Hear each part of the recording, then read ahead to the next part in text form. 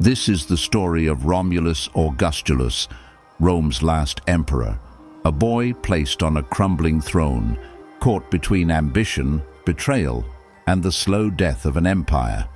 By the year 475 CE, the Western Roman Empire was a shadow of its former self.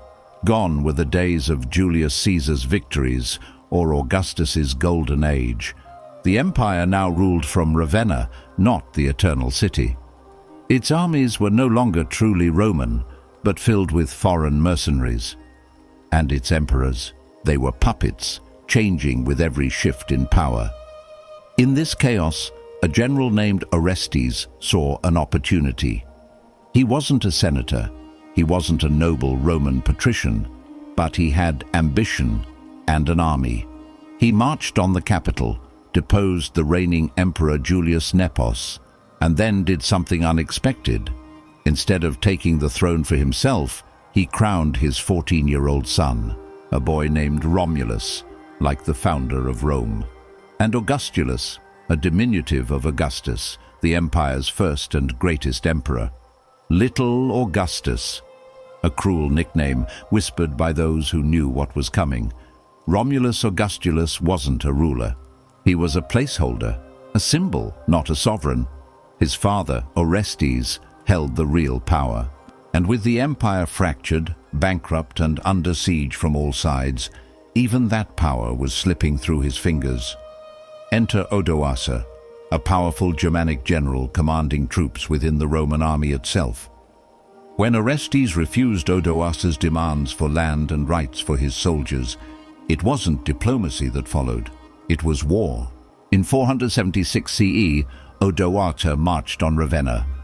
Orestes was captured and swiftly executed. As for Romulus, the emperor of Rome, just 14 years old, well, he was spared. Instead of killing the boy emperor, Odoacer did something poetic and cold. He stripped Romulus of his title, took the imperial regalia, the symbols of power, and sent them to Constantinople, where the Eastern Roman emperor reigned. It was a symbolic gesture with a devastating message. Rome, once the heart of the world, no longer had an emperor of its own. Romulus Augustulus was the last. After nearly 1,000 years, the Western Roman Empire was officially declared dead. But here's the twist. Romulus lived. Most Roman emperors who were overthrown died violently, assassinated, exiled, or executed. But Romulus, he vanished into a strange kind of peace. Sources say Odoacer, perhaps out of pity or pragmatism, granted him a pension and sent him to live with relatives in Campania, in a luxurious villa by the sea. And then, silence. No records, no grand speeches, no final words. The last emperor of Rome, the end of a 1,000-year legacy, quietly disappeared from history. There's something tragically poetic about the names. Rome was said to have been founded by a man named Romulus.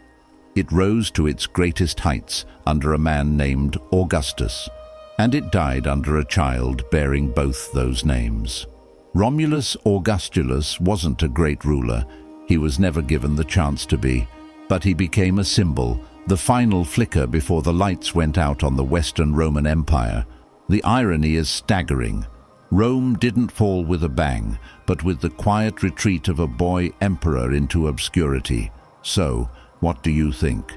Was Romulus Augustulus a tragic figure, a footnote in a grander story, or was he a lucky one? While empires burned and generals died in blood, he was granted the rarest fate of all: survival. Drop your thoughts in the comments below, and don't forget to like and subscribe for more forgotten moments that shaped our world. Because history doesn't always end with fireworks. Sometimes it ends with a whisper.